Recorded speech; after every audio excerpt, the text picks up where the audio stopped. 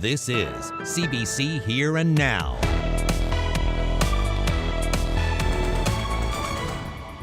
This is damaging to the town of Bonavista and to the Bonavista Peninsula. We're very fearful that lives will be lost. A dire healthcare crisis in Bonavista. Emergency services have reopened, but not for long. It's hard to believe that they would take such a backward step with human rights. It's not just setting women's rights backwards, it's like setting the whole country backwards. Heartbroken and outraged.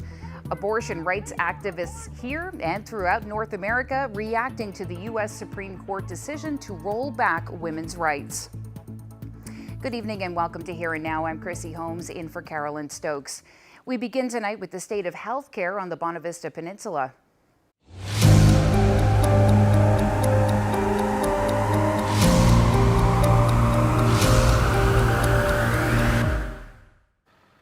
A doctor shortage at the Bonavista Health Center reached a tipping point this week when its emergency room, acute care, and chemotherapy services were all suspended.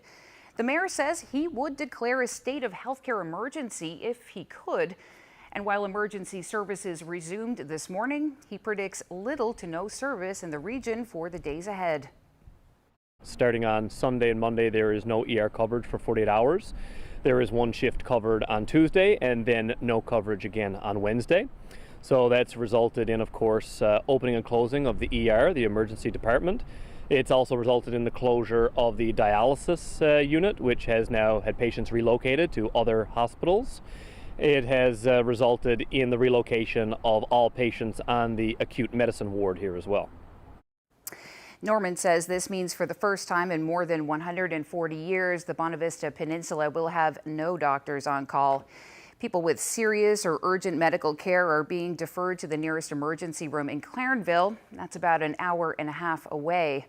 We're not done with this story. My conversation with Mayor John Norman continues in about 30 minutes on Here and Now. Well, turning now to news that's breaking south of the border. In a history-making move, the U.S. Supreme Court has overturned the Roe v. Wade ruling, which has protected abortion rights in that country for nearly 50 years. This move, made by a conservative majority, has infuriated pro-choice activists and prompted President Joe Biden to weigh in this afternoon. Here's part of what he had to say. It's a sad day for the court and for the country. This landmark case protected women's right to choose, her right to make intensely personal decisions with her doctor, free from the interference of politics. It reaffirmed basic principles of equality, that women have the power to control their own destiny, and it reinforced a fundamental right of privacy, a right of each of us to choose how to live our lives.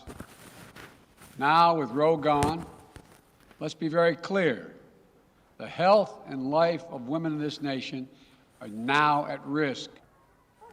The ruling effectively overturned Roe v. Wade, a 1973 decision that determined a pregnant woman has the right to choose to have an abortion. About half of the states in the country are expected to introduce new restrictions or outright bans on abortions. 13 states have already drafted laws that will take effect in weeks. Well, no surprise, there's plenty of local reaction and shock to today's ruling as well. Provincial women's and abortion rights activists are condemning the decision, saying it attacks human rights well beyond the U.S. border. Heartbreaking, devastating. It's not like we didn't know this was coming. The former president of the U.S. had vowed quite openly to ensure the election of Supreme Court justices who would overturn Roe v. Wade. And here we are today, living his dream. We weren't surprised, but you're still angry. You're still shocked. It's hard to believe that they would take such a backward step. It is a dramatic impact on millions of lives, and as a woman, I can't help but feel that. It's easy to feel a bit smug and think we're different, but it has consequences. The visceral, misogynistic, patriarchal hatred for women and women's bodies is kind of all manifested in this decision. And we need to be cautious. Just let's not take any of those rights for granted. I wish we could, but I really don't think we can. I don't want to say it's a domino effect, but our rights need to be defended. I'm glad to see the Prime Minister today very vocally came out with a statement saying every woman has the right to choose. I mean, that just, gives, I think, a strong measure of comfort to those of us who will remain worried. The stigma around abortion care is still very prevalent. It's still something that, even as feminists, so many women don't feel comfortable talking about.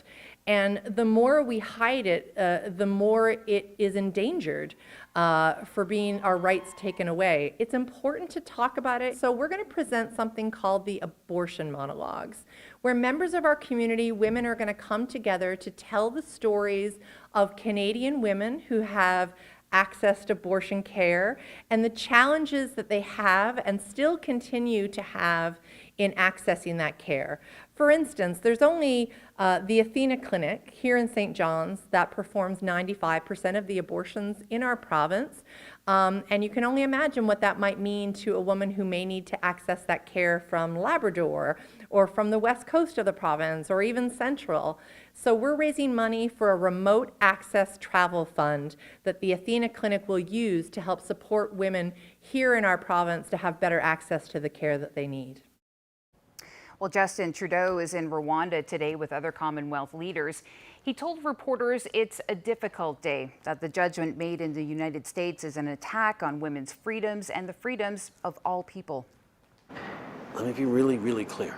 In Canada, we will always defend women's rights to choose and continue to work to expand access to the full range of reproductive and health and services across the country. But today, I think of those generations of women around the world and specifically in the United States who fought so hard to gain rights and continue to fight today to get more and more rights because there's still so much more work to do and are facing this devastating setback.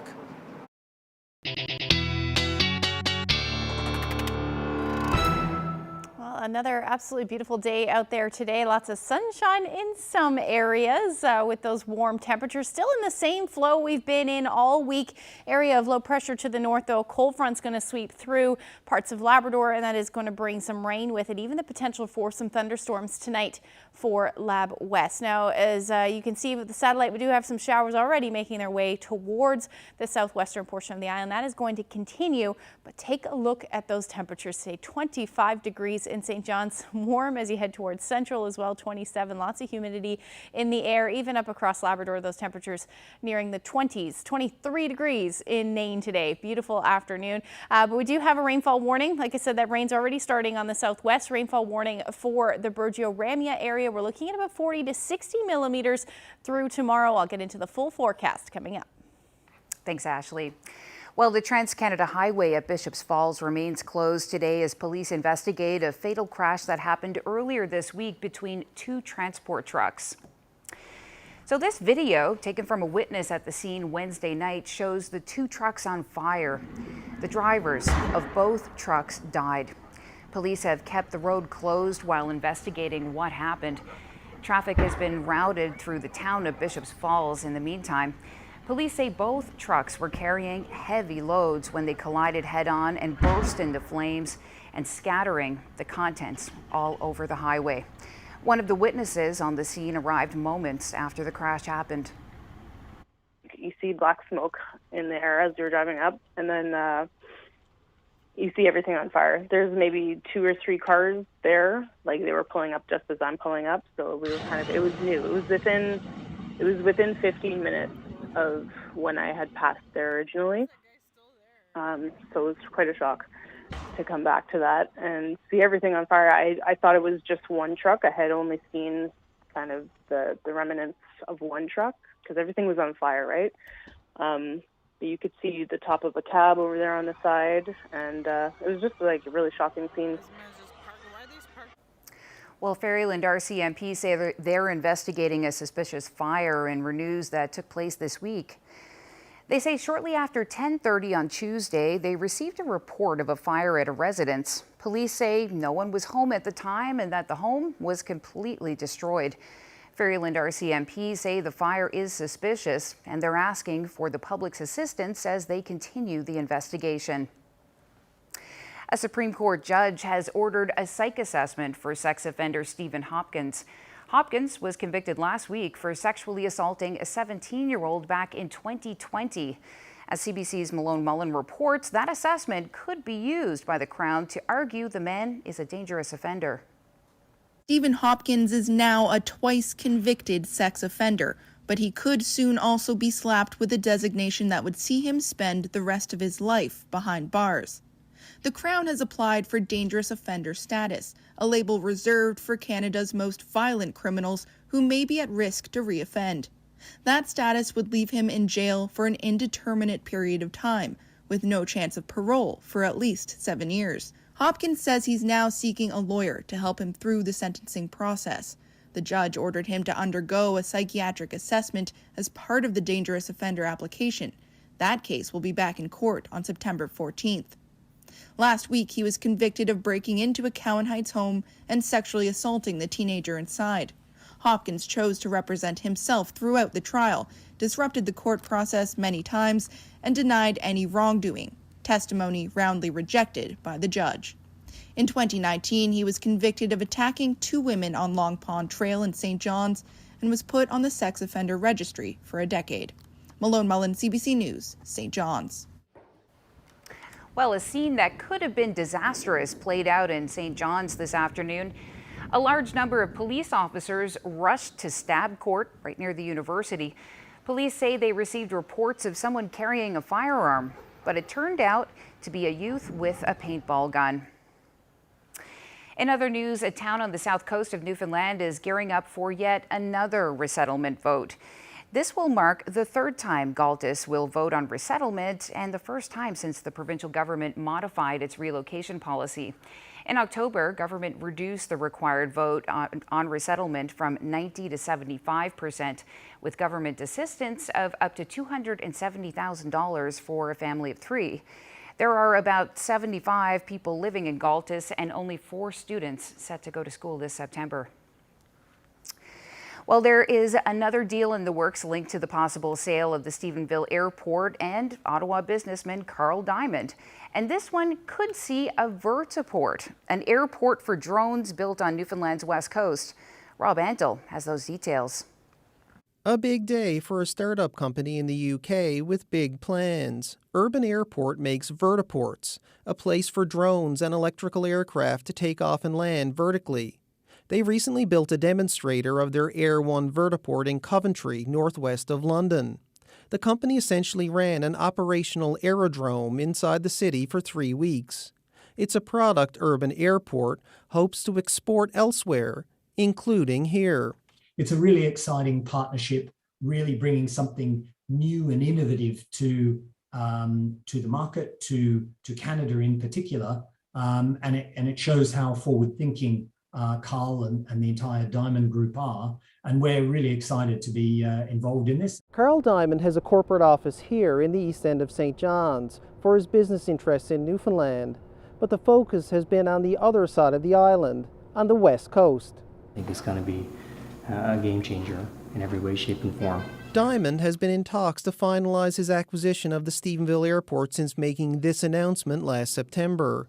His Diamond group of companies now plans to buy an equity stake in Urban Airport, an agreement linked to Diamond finalizing his purchase of the airport in western Newfoundland. Once that's complete, they're able to move ahead with us, and it will go from there. So it's right in the final steps. And a vertiport could be built in Stephenville upon the closure of that deal. They discussed having Air Ones in Canada, potentially at the airport in Canada, in Newfoundland, that he's looking at developing. The vertiport would join an array of other plans Diamond announced for Stephenville last year. Plans that he has said include investing hundreds of millions of dollars and creating thousands of jobs. Rob Antle, CBC News, St. John's. The province's Progressive Conservative Party is announcing a leadership convention, but it's not happening for another year. Nominations for leadership may open in May of 2023, and voting will begin that October. David Brazel is the current interim leader of the PC party. He's been in the position since Ches Crosby resigned after losing the provincial election back in 21. Organizers say the party is happy with Brazel's leadership.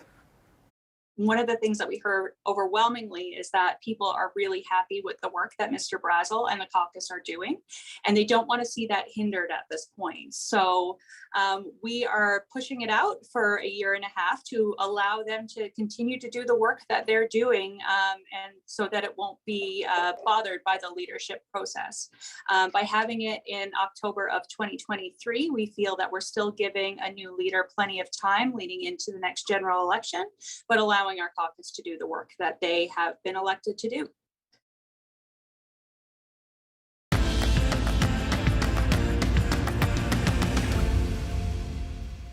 Well, we're about to go inside the room's provincial art gallery now to see an impressive collection that's just been unveiled. It belongs to the Sobey family and showcases some of Canada's best artists, past and present. It's also the highest valued collection ever displayed at the Rooms. We are so fortunate to bring this exhibition here to the Rooms. It brings together basically a whole art history lesson through Canadian art. So it has many artists that people will be familiar with, like Tom Thompson and Emily Carr and Lauren Harris. There's so many works to see here that people will be familiar with, as well as many Indigenous artists as well. In this exhibition, we're presenting about 150 works from the Sobey family collection. The Sobey family collected right back to some of the early Canadian artists, Cornelius Krieghoff. A lot of people will be familiar with his works on Christmas cards, for example, right up to contemporary artists like Kent Monkman and Brenda Draney. So I think they really do span many centuries of art in Canada, and the engagement that artists have had, in particular with the Canadian landscape, in different ways. So I think people will really enjoy seeing that transition and change and how that history has evolved. It is the largest value exhibition that we've ever presented here at the Rooms, and the Rooms is the only facility in this province, in Newfoundland and Labrador, that could host an exhibition of this scale and this value. So we open officially to the public this evening, and then it will be open until the end of January. So there's lots of time. We actually have it up for 6 months, which is a longer run because we really wanted our visitors in the summer to enjoy it, but then also school children in the fall. So that'll be a really lovely way to engage with visitors. And all of our hours are available on our website, therooms.ca. And over the summer, for Come Home Year, we're actually free to the public. Our admission is free on Friday evenings between 6 o'clock and 9 o'clock. So you can come and enjoy this exhibition on Friday evenings. The impetus for this traveling show was really to celebrate the contributions of the Sobey family to Canadian art and to celebrate the 20th anniversary of the Sobey Art Award. The Sobey Art Award is internationally recognized as one of the most valuable awards to visual artists, and is really significant support for contemporary Canadian artists.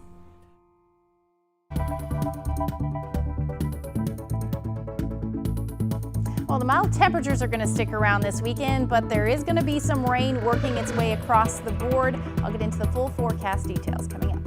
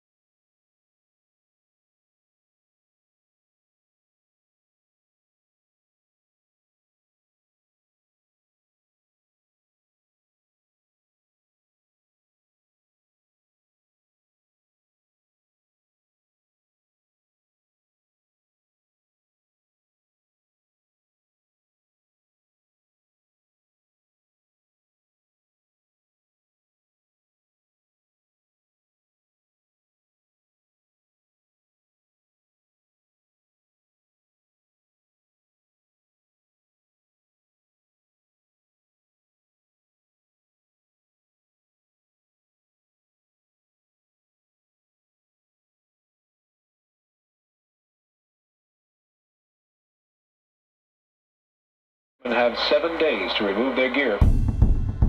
30 years ago, the lowest level of cod stocks ever recorded. The cod moratorium. Everything changed. There's nothing left here anymore. Generations later, life is still changing. For people, communities, and the ocean. The moratorium, July, on CBC Newfoundland and Labrador.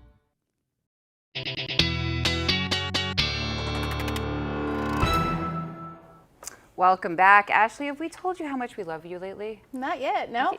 You are knocking it out of the park. What a Friday. And I was surprised to learn a little while ago, this is not a record-busting day. No, not, some areas are close, but no, not here. It's, I believe the record I just looked at was 29, what did I say, 29.6? Yeah, just another day in Newfoundland, Yeah, just another day. Another beautiful day. Yeah, we're definitely, lots of people I'm sure are liking the forecast, and you're going to like the forecast over the next couple of days as well. Let's take a look at what's going on. Your flowers will also like the forecast because we do have some rain.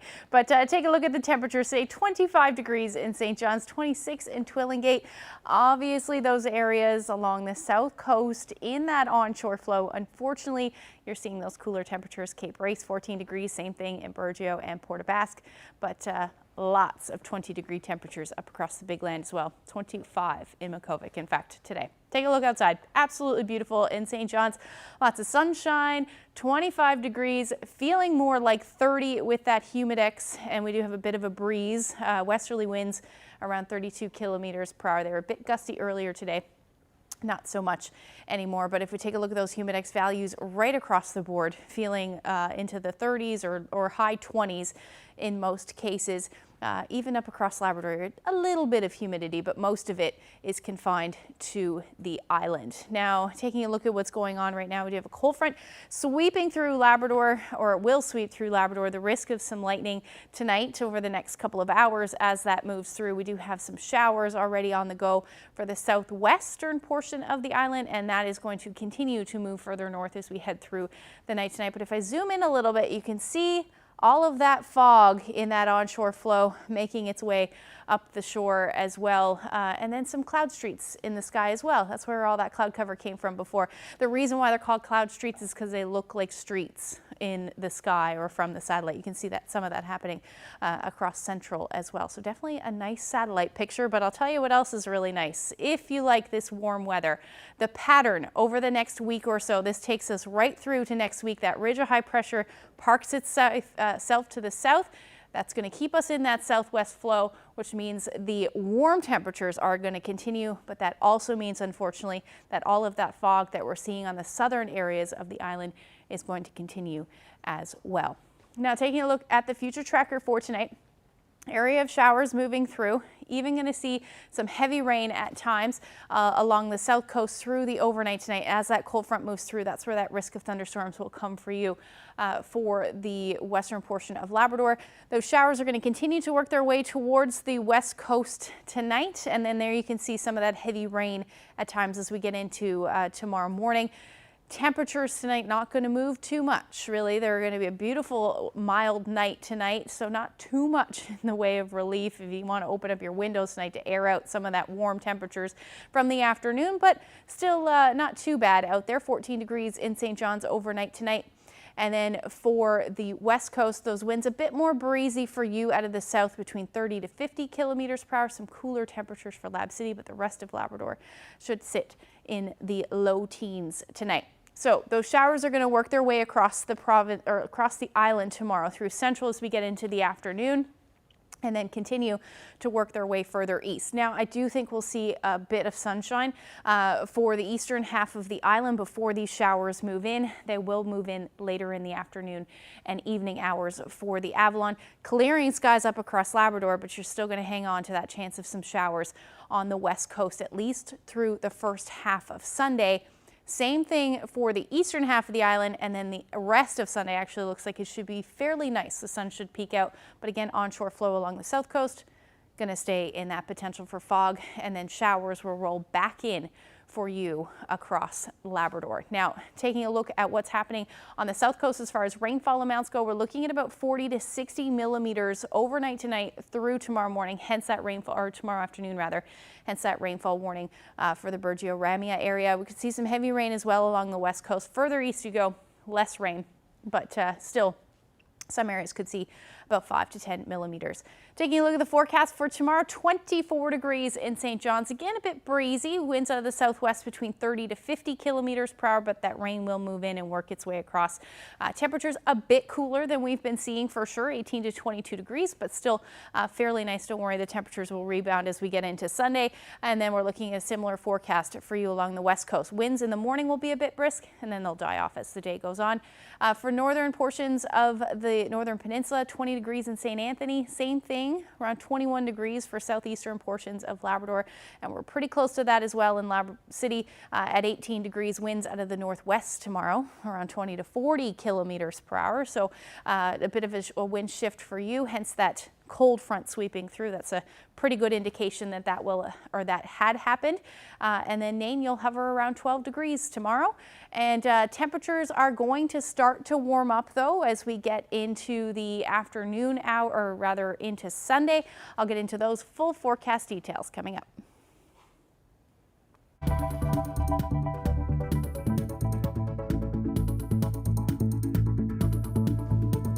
Well, coming up this weekend, Paula Gale is in the host chair on CBC Radio's Weekend AM, and she's been looking into agriculture in the classroom.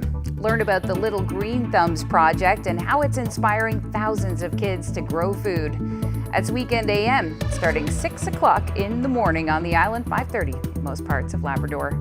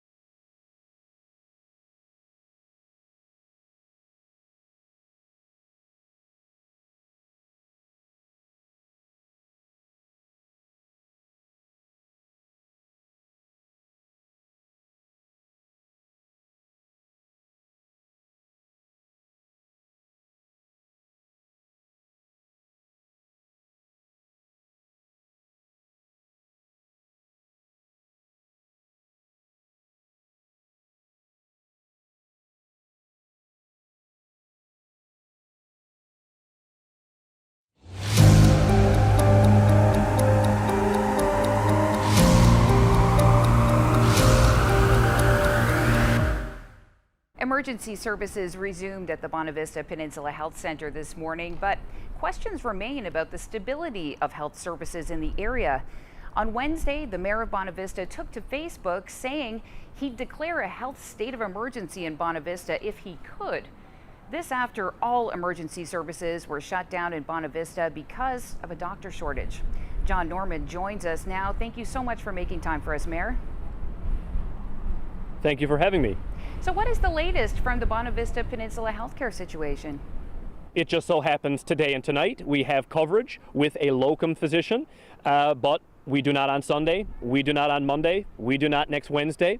So it is a back and forth, open and close. So of course, with those irregularities in the schedule, we may be able to resume ER services some days, which frankly is still not good enough, but we cannot resume acute care on our acute ward. We cannot resume chemotherapy on site here, and so on. So there are key services that are still going to be absent, even if a physician is on site. How many people are impacted by this, and what are they saying? Right now, this hospital behind me serves over 8,000 permanent year-round residents on the Bonavista Peninsula. That does not count the hundreds of tourists that find their way into the hospital, and the hundreds and hundreds more seasonal residents that have now arrived on the peninsula that also require the services. So we're looking at a 9,000+ catchment area on any given day for this hospital. And in a 24-hour shift, almost any physician on any 24-hour shift here would normally see emergencies. Our town hall is inundated with calls from seniors to pregnant soon-to-be mothers, people with complicated health issues within their families. They are all very, very stressed, very, very frustrated. I have been chair of the Health Advisory Committee, or co-chair I should say, of the committee for over 7 years now.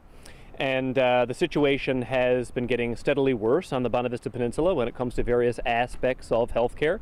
Very, very concerned about physician recruitment and retention. We started raising alarm bells about 2 years ago. And well, here we are today. Why do you think Bonavista is having so much trouble recruiting and retaining doctors? Basically, from what we have learned, what we've researched, we've spoken to physicians coming and going through the region over the past few years.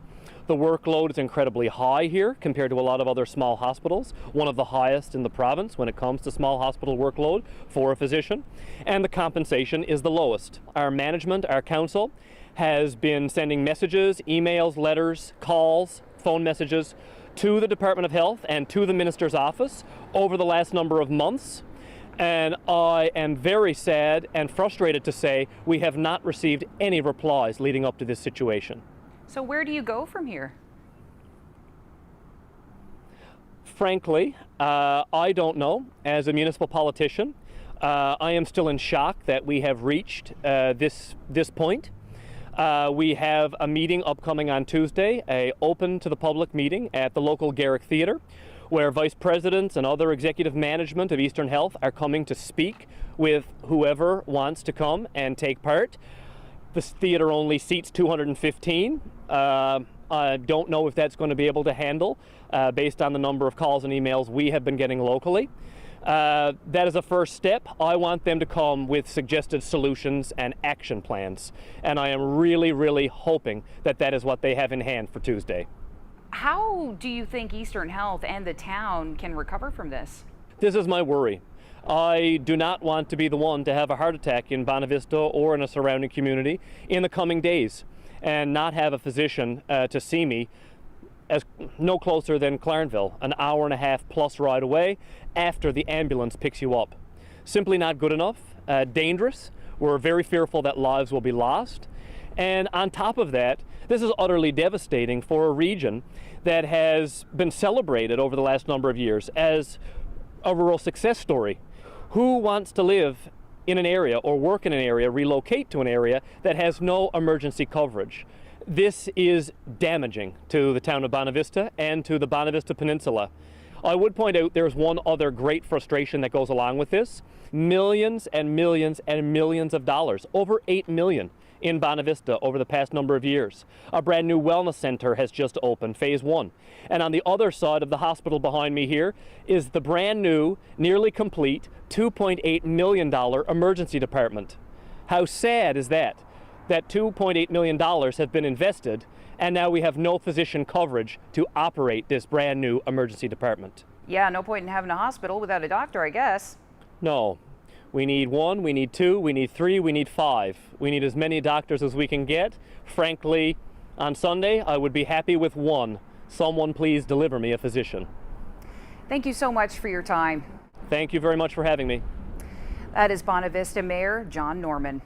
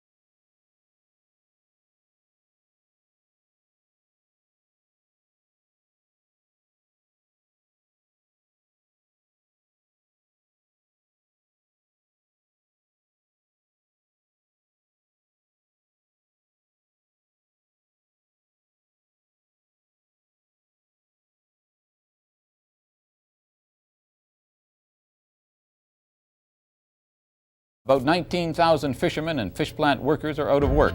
The entire area is off limits to cod fishing to ensure that the northern cod survives as a species. The proposed compensation is hardly more than welfare. After the cod moratorium, there was a heaviness around the community and a lot of people left. Bonavista is one of those rural anomalies. There's a big resurgence of people coming back. You have this bucolic surrounding, and then you have somebody that has a whole other concept about color, shape, and form. People think it's one of probably the premier festivals in the country now. There's a lot of standing up for our own rights as First Nations. I happened to see the John Cabot statue, and I immediately was drawn to wanting to do some sort of intervention with it. Some were not overly comfortable with the idea of covering the statue. I profoundly believe the contemporary art can contribute to finding pathways forward.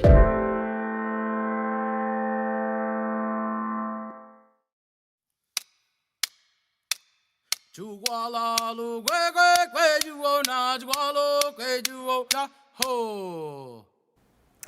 the countdown to the Miaupukak powwow is on.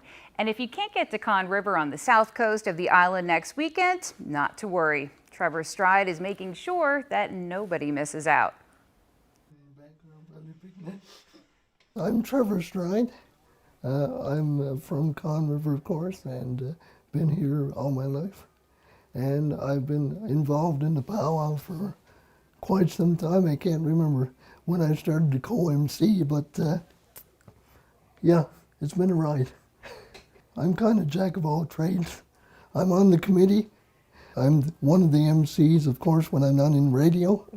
And when I'm not involved with the powwow, I'm pretty much involved with radio. Tell us about the work you do in radio. Well, I got my own show called The Country Morning Show from 10 a.m. to 12 noon. And you can listen live with that on mfnradio.com. It's uplifting. You know, I wake up every morning and say, is it 10 o'clock yet? You know, and then if it wasn't for other people helping us with the station, I don't know where we would be. Do you also broadcast the powwow? Yes, we do. Tell me more about that. We're in preparation of that now. We just got to get our production crew in place, and we should be ready to go. What's the purpose of broadcasting the powwow? Well, it's promoting the culture, and for people that can't get there, it's a great place in my heart, you know. We got people that want to listen that's from away, and they can't get home because of COVID, of course, and because of certain unfortunate things, and they just want to take part. And I can see where they're coming from because people celebrate their heritage and culture. I know I live by it. I might not be able to speak a lot of Mi'kmaq, but I try to learn. And that's the biggest thing. It's wonderful.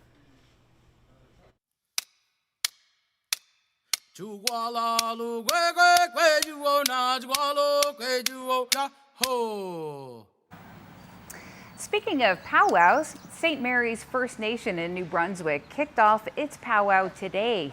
It runs throughout the weekend in celebration of Indigenous culture and identity. There's plenty of traditional crafts on display and for sale, and organizers are expecting, get this, up to 30,000 people. It is powwow season, and CBC will be covering gatherings throughout Atlantic Canada this summer, the first in-person powwows to take place since the pandemic began.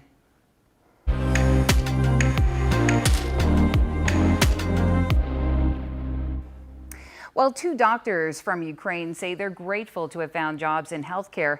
The pair moved to PEI in March and are working towards having their medical credentials recognized.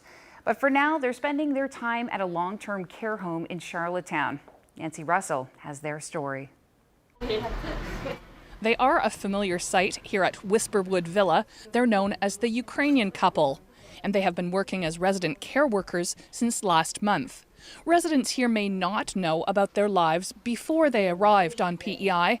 They were trained as physicians in Ukraine. Olena Yevchenko, an emergency physician, and Yegor Palusmak, an ophthalmologist. We can't work as a physicians here because we need to confirm our diplomas. It's a long-term and expensive process, so we need some time.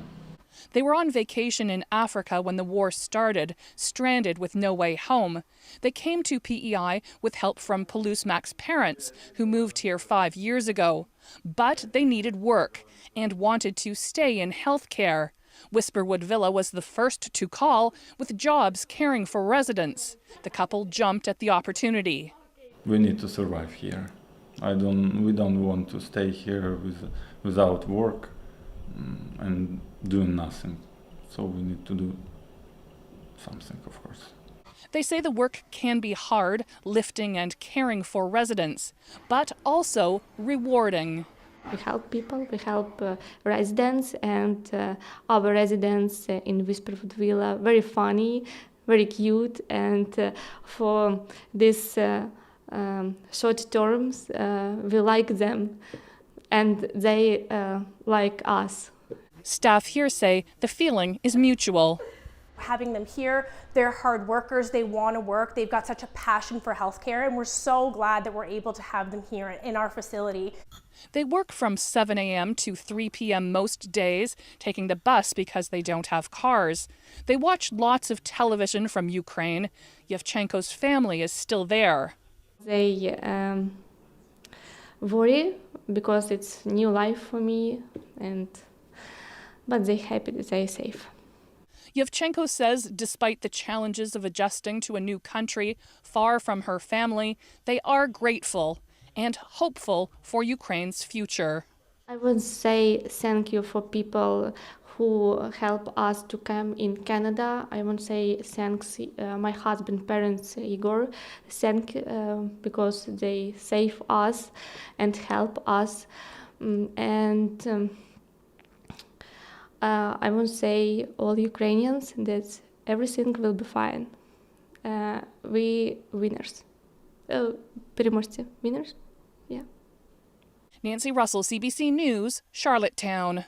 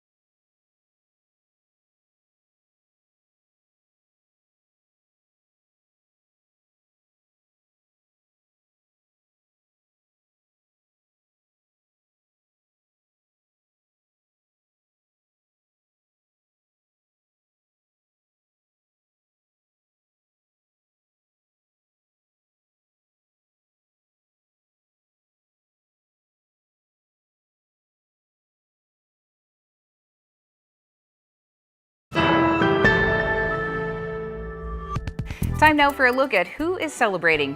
Happy 53rd wedding anniversary to Chesley and Mary Barrett of St. John's. Happy 51st anniversary to Irene and Selby Mercer of Blaketown. Happy 55th wedding anniversary to Bill and Ada Farrell of Marystown.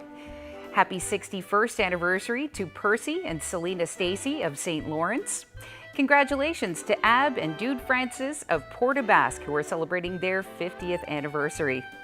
Randall and Yvonne Smeaton from Gander and Glovertown are also celebrating their 50th anniversary. Congratulations. Happy 51st anniversary to Reverend Nelson and Vida Chapman of Grand Falls, Windsor. Happy 50th anniversary to Edna and Carl Curlew. Happy 60th anniversary to John and Helen Cashin of Corner Brook. And Sunny and Norma Savory of Port-aux-Basques also celebrating their 60th wedding anniversary. Congratulations. Happy 55th anniversary to George and Maxine Lewis of Labrador City. Happy 55th anniversary to Gerald and Jane Walsh of Wabush. Happy anniversary to Herb and Murtis Spurl of Hodges Cove, who are celebrating their 54th anniversary. Congratulations to Florence and Rory Park of Deer Lake, who are celebrating their 50th anniversary.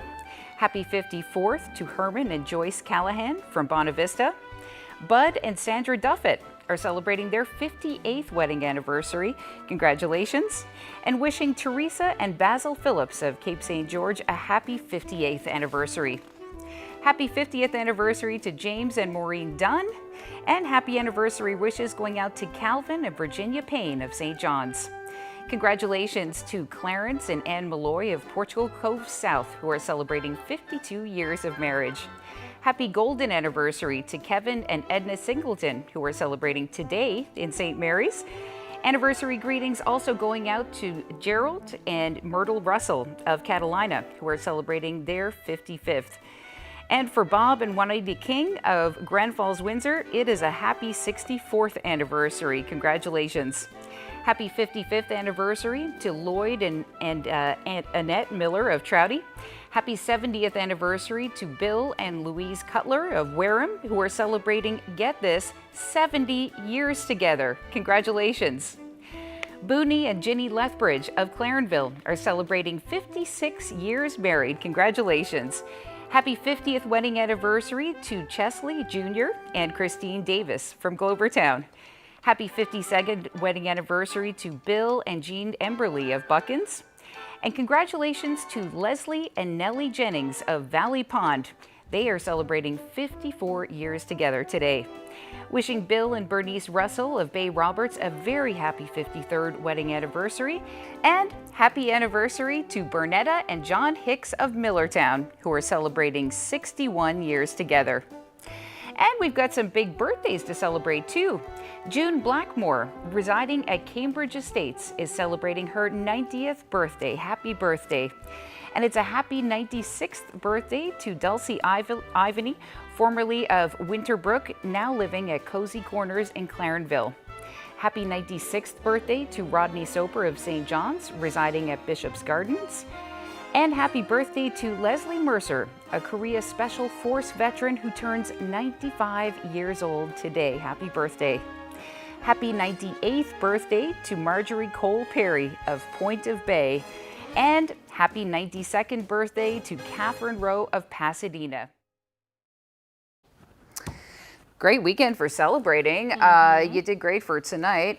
Thanks for a Friday night, but it's only half the weekend yet, Ashley. What's going on Saturday? Yeah, we're going to see some showers roll through right across the board, really, but they're not going to make their way to the Avalon until the evening hour. So let's take a look and time that out for you as we get through your Saturday evening. So there's those showers. They'll work across the Avalon overnight. And then the first half of Sunday, we're likely going to hang on to some cloud cover and the chance of a few showers. But as we get into the afternoon hours, it does look like things will clear out for a good chunk of the island, except along the south coast, where again, you are in that onshore flow. So that means that the chance of fog will stick around. As far as Labrador goes for Sunday, it is looking a bit more unsettled for you as well. Some showers will roll through into the afternoon, particularly the west and the north. They may stay a little bit north of you in the western portions of the island, but overall temperatures again will be pretty mild. 23 degrees in Lab City, 24 in Happy Valley, Goose Bay, and only 14 degrees up across Nain for your Sunday. Now the rest of the island, we're going to see some cooler temperatures tomorrow through central and the west coast, but they'll rebound quite nicely. Again, feeling a bit humid as well. Only hovering around 15 degrees for Port aux Basques, but again, that's thanks to that onshore flow. So really, any of you along the south coast looking at those similar temperatures should reach about 25 in Gander and 23 in St. John's. I have cloud cover in there, but again, you will likely see some sunshine into the afternoon. For Sunday evening into Monday, those showers will continue to affect the west and the northern portion of Labrador, and then we're looking at the chance of some showers across the island as well into the morning hours. Same thing along southern areas of the island. But as we get into the afternoon, west coast central should clear out.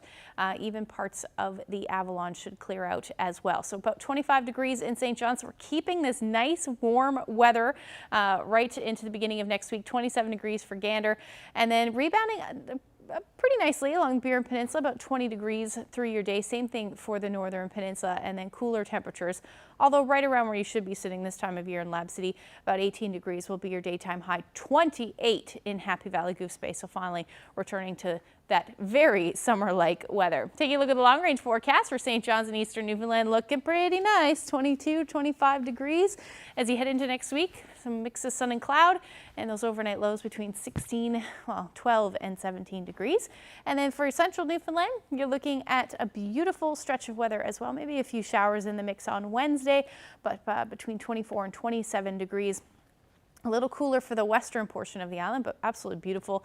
Chance of a few showers, though, both Tuesday and Wednesday. Now, as far as eastern Labrador goes, a few showers on Tuesday. Otherwise, a beautiful forecast with temperatures in the mid to high 20s. And then for western Labrador, unsettled, but nice, 18 to 22 degrees as far as those temperatures go. So speaking of the west coast, this is Dribble Falls, St. George's. Never heard of that before, so I wanted to share a photo. I thought it was a great shot there. Thank you, Toby, for that. And if you have any photos that you would like to share with us from the weekend, send them to my Facebook page or Twitter, or email them to nlphotos@cbc.ca. You just want to crawl right in there, don't you? I know, especially with these warm temperatures. Yep, and Beautiful. You got through, I'm still laughing about you doing the forecast last night with little Capelin munching on your feet. Yeah, right? Any plans with those? Did you cook them after? I did. Well, I cleaned them last night and cooked up a few, but they're good to go. Dogs enjoyed them. Gave the dogs a couple of them, and they were really happy. Oh, they love that. Oh yeah, Drizzle was very happy about that. Well, thanks so much for watching. Hope you have a safe and happy weekend, and Carolyn will be back on Monday. Good night.